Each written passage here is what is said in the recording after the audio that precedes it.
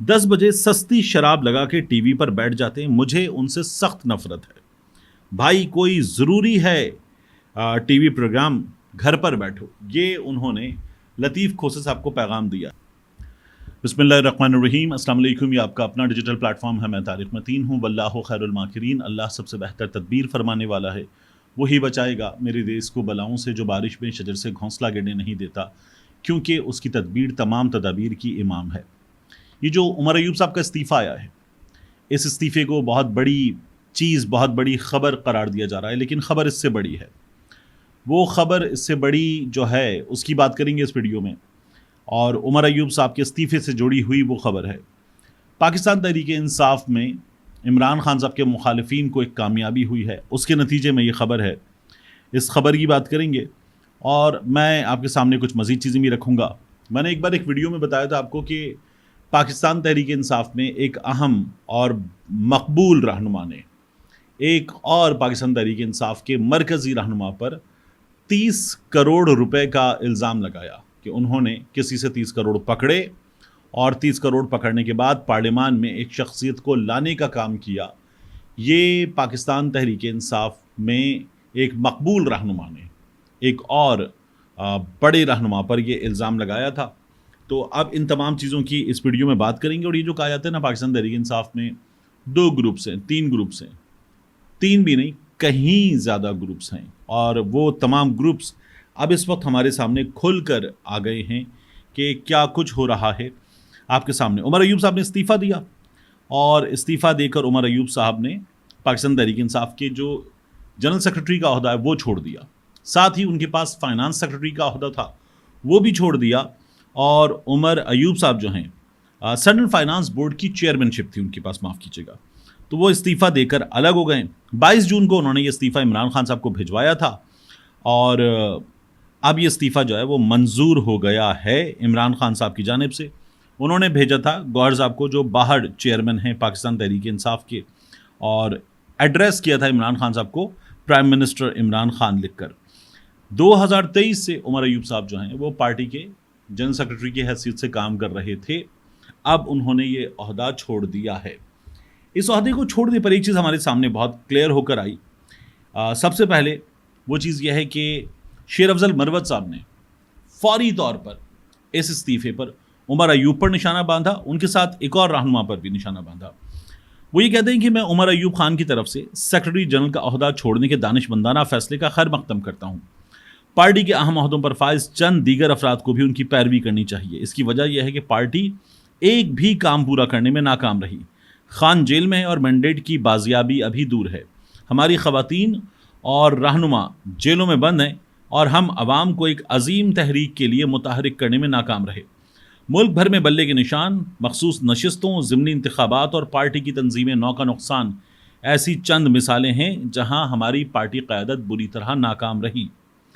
पार्लिमानी core committee और सियासी कमेटियां फेवरेट पर मुश्तमिल होती हैं और फैसले मेरिट पर नहीं होते। मैं शिबली फराज से, उमर अयूब ने इस्तीफ़ा दे दिया। वो कहते हैं मैं शिबली फराज से पार्टी ऑफिस और सेनेट में कायद हिज़्ब इख्तिलाफ दोनों से इस्तीफ़े का मुतालबा करता हूँ, तब ही पार्टी कब्ज़ा माफिया के चुंगल से आज़ाद होगी। अगर पार्टी कारकुन मुझे मैदान में चाहते हैं तो मेरे मुतालबे के हक़ में आवाज़ बुलंद करें, यानी मेरे साथ नारा लगाओ कि शिबली फराज जो हैं वो भी ओहदे छोड़ दें। ये शेर अफजल मरवत का कहना है। वो कहते हैं अगर शिबली को हटाया गया तो मैं वादा करता हूँ कि पार्टी वक्त की ज़रूरत के मुताबिक उठेगी। अगर हम माजी की तरह नाकिस लोगों पर खामोशी इख्तियार करते रहे तो फतह नज़र नहीं आएगी। मैंने आपसे पहले भी एक बार अर्ज़ किया था कि पाकिस्तान तहरीक इंसाफ में कुछ लोग हैं जो ये कहते हैं कि पाकिस्तान तहरीक इंसाफ में ऐसे लोग मौजूद हैं, हमारे दरमियान, हमारे मरकज़ी कायदीन में ऐसे लोग मौजूद हैं जिन्होंने सेनेट में बंदों से पैसे पकड़ के उन्हें पहुंचाया है। 30 करोड़ का इल्ज़ाम लगता है कि ये पैसे पकड़े गए हैं, और ऐसी सिचुएशन में कि जब इमरान खान अडियाला जेल में है ये पैसे पकड़े गए हैं, ये दावा किया जाता है। और ये बहुत बड़ा दावा है, और ये एक बहुत बड़े नाम के बारे में दावा है। तो पहले मैंने जब ये नाम लिया था, वीडियो की थी, तो मैंने उसको बीप किया था, और बीप करने की रीज़न ये थी کہ میں نے اس پر ایک وکیل دوست سے رابطہ کیا. میں نے کہا یہ سچویشن ہے. انہوں نے کہا نام مت لیجیے گا کیونکہ پھر آپ کے پاس کیا ثبوت ہیں 30 کروڑ کے. 30 کروڑ جس نے دیے وہ کہہ رہا ہے میں نے دیے تھے. آپ کے پاس کوئی فنڈز ٹرانسفر کی رسید ہے, آپ کے پاس کوئی ویڈیو موجود ہے کہ بندہ گن کے پیسوں کی گڈیاں بیگ میں رکھ رہا ہے 30 کروڑ کی, کیا یہ ثبوت موجود ہے؟ میں نے کہا نہیں. تو انہوں نے کہا یہ خبر مت دیجیے گا اس طرح سے, اور پھر میں نے وہ نام میوٹ کیا تھا. لیکن میرے پاس اس حوالے سے ایک ثبوت بھی موجود ہے. وہ جو ثبوت ہے وہ ثبوت ایک رہنما کی گفتگو ہے. اب اس پر مجھے جن کے بارے میں الزام ہے ان سے ان کا موقف مانگنا ہے. میں نے پہلے بھی رابطہ کیا تھا, انہوں نے کہا وہ اس بارے میں بات کریں گے, نہیں کی تھی. اب میں دوبارہ رابطہ کروں گا, اس بارے میں بات کروں گا اور پھر آپ کے سامنے رکھوں گا کہ ان کا کہنا کیا ہے, تو پھر میں آپ کے سامنے نام بھی رکھوں گا. لیکن ابھی آپ دیکھیے کہ یہ استعفیٰ ہے عمر ایوب کا, اس کے بعد آپ کو شیر افضل مروت صاحب نظر آئے. تو ایک کہا جا رہا ہے کہ گروپ ہے جس میں شیر افضل مروت بھی ہیں, شہریار آفریدی بھی ہیں, شاندانہ گلزار بھی ہیں, اس میں کوئی 25-26 لوگ ہیں, 27 لوگ ہیں. ایک یہ بات ہو رہی ہے. دوسرا ہمیں گروپ نظر آتا ہے, یہ جو عمر ایوب صاحب ہیں, شبلی فراز صاحب ہیں, کچھ اور دیگر لوگ ہیں جو سینئرز ہیں, ان کا گروپ جو اکٹھ میں ہے اور یہ آپس میں ایک دوسرے کو سپورٹ کرتے ہیں. تو یہ گروپ ہمیں ایک اور نظر آتا ہے. اس کے علاوہ ہمیں کیا نظر آتا ہے؟ اس کے علاوہ ہمیں نظر آتا ہے بیرسٹر گوہر صاحب کا, کچھ اور وکلا رہنماؤں کا, اور ان کے ساتھ کچھ راولپنڈی اسلام آباد کے لوگوں کا گروپ جو ایک اور گروپ ہے. پھر اس کے بعد ہمیں ایک گروپ اور نظر آتا ہے.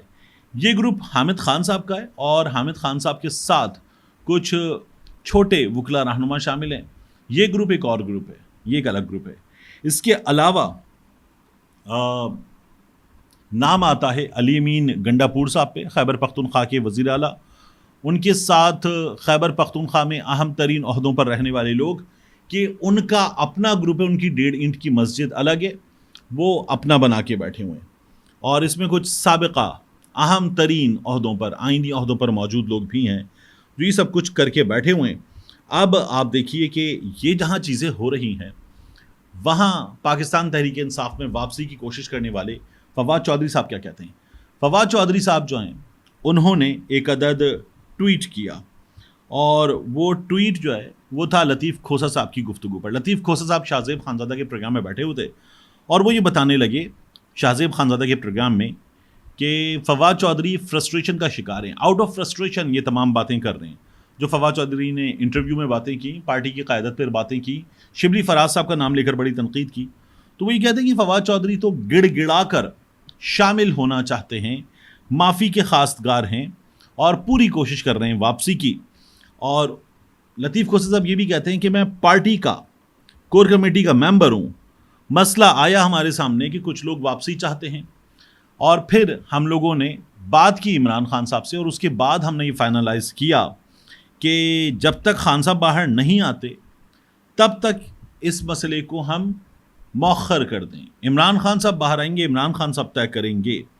فواد چودھری صاحب نے لطیف کھوسہ صاحب کی اس گفتگو کا جواب دیا, شاہ زیب خانزادہ کے پروگرام میں جو گفتگو تھی, اور کہا جو لوگ 10 بجے, لطیف کھوسہ صاحب رات 10 بجے کی شو میں تھے شاہ زیب خانزادہ کے, 10 بجے سستی شراب لگا کے ٹی وی پر بیٹھ جاتے ہیں, مجھے ان سے سخت نفرت ہے. بھائی کوئی ضروری ہے ٹی وی پروگرام, گھر پر بیٹھو. یہ انہوں نے لطیف کھوسہ صاحب کو پیغام دیا ہے.